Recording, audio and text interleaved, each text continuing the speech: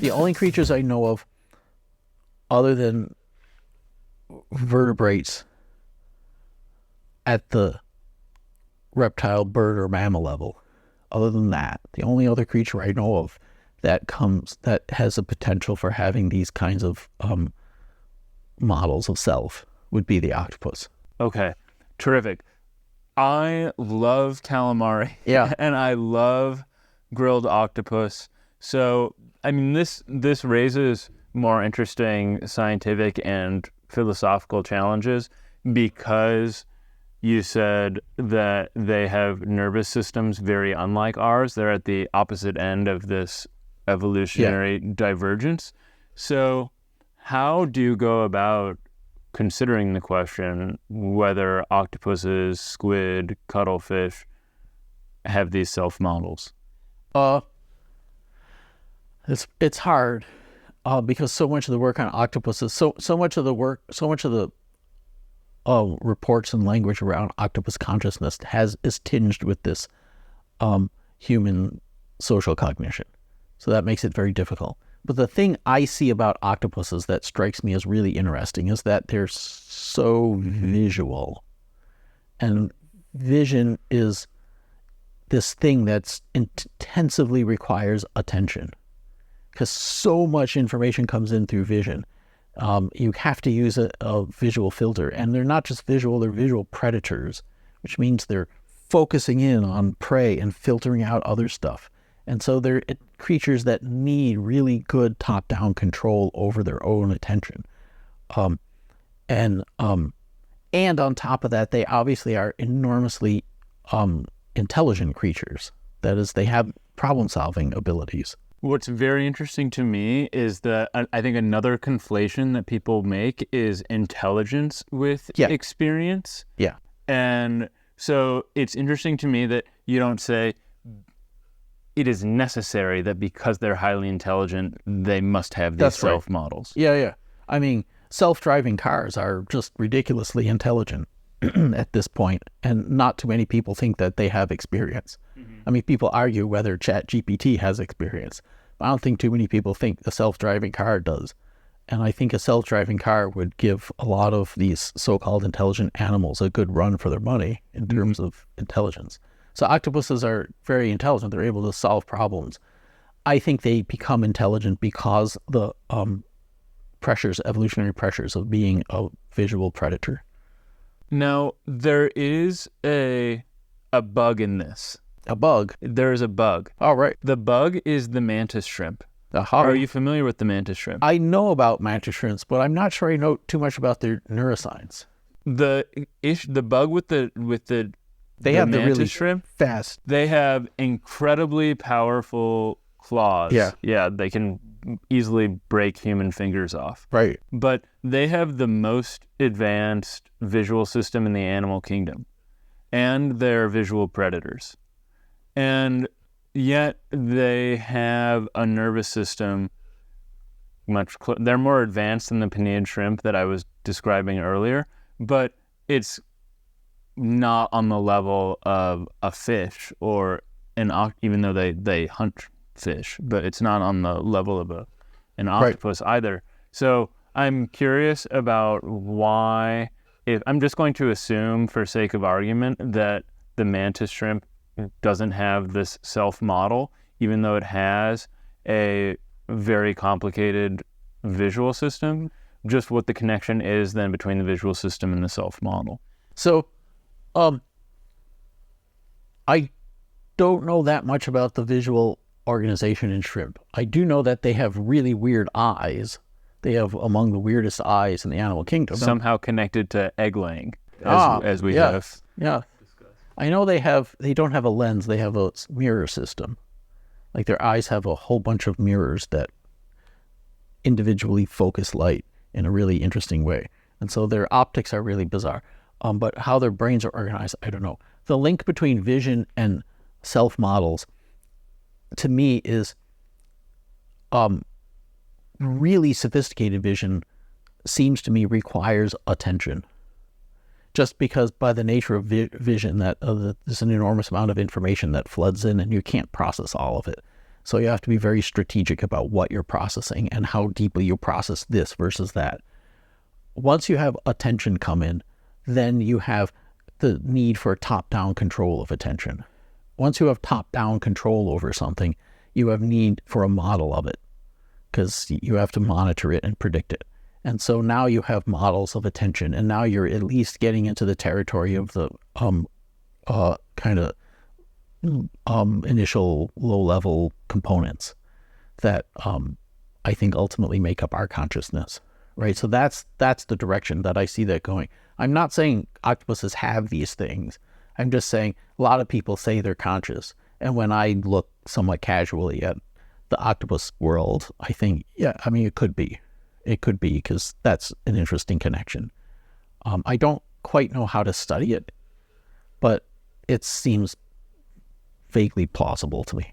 You don't know how to study it because their brains are so radically different from ours? Yeah, I think you would have to first establish what are the dynamics of attention in an octopus. What does it mean for an octopus to pay attention to one thing versus another thing, and how good is it at that, and can it control its own attention, and all this? Like, you'd have to really start from the ground up and do an enormous amount of work. I have not seen my octopus teacher because, do you know what I'm referring to?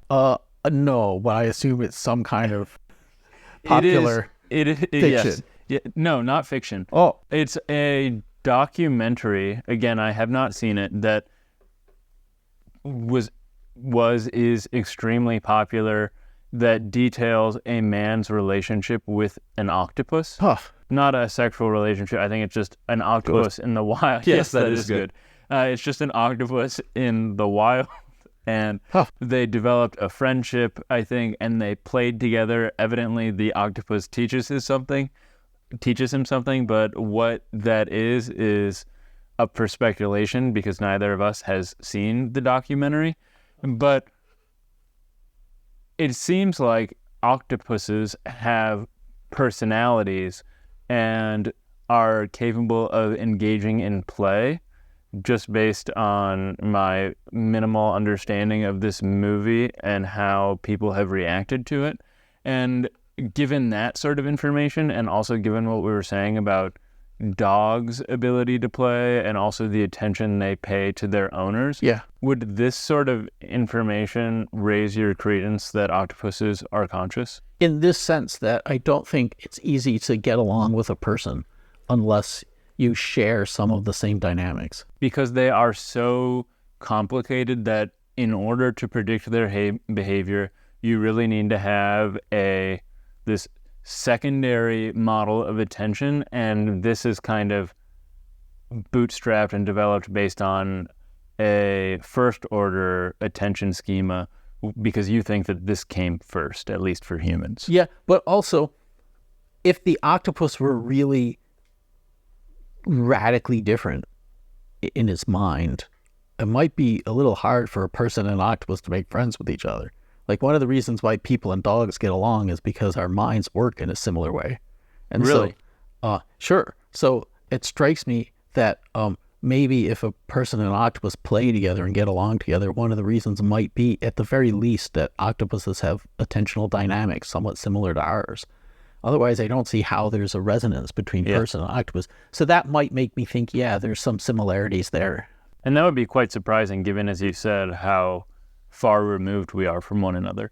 Yeah. But what is it about humans and dogs' minds that makes you believe that they're so similar? Oh, well, I mean, it's been theorized that dogs have a pack structure, a social structure that's not all that dissimilar to humans.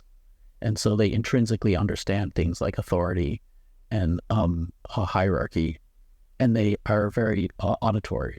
And so they intrinsically understand the tone and concept of words that mean things. Their facial expressions are not that different from ours. And so there's a reason why we get along really well with dogs. People talk about cats. Cats are obviously super popular pets, but the trope is that cats are cold or, unemotional or not very well connected. And I'm I presume the reason is because they're just a little bit less similar in how they react socially. I have had a lot of experience with both cats and dogs. Yeah, so actually. Yeah, and I had one cat that it is hard to say just how much I'm emotionally compromised and projecting, but I really felt that this cat on some primitive level understood me, and we had a very deep connection, and the cat knew what I was going to do and knew how I was feeling and this sort of thing. But I suppose that if we are really just fundamentally this dissimilar relative to our similarity with dogs, it seems more likely that I was projecting onto this. It could be, but also it could just be, it's a relative thing, so that in the range of cats, fewer of them are intrinsically resonating with people. Yeah. In the range of dogs, much more of them can readily interact with people. So I spent a long time, ages and ages ago, I worked in a lab that studied monkeys. We did all kinds of behavioral studies with them. And so we'd have to take them out of their, home colony and interact with them and feed them little treats and so on. And it always struck me how different they are from dogs. And monkeys are way smarter than dogs, but they don't feel like it. Actually, they feel kind of dumb compared to a dog. That's fascinating. Yeah, and monkeys are supposed to be very human-like, and yet they felt alien.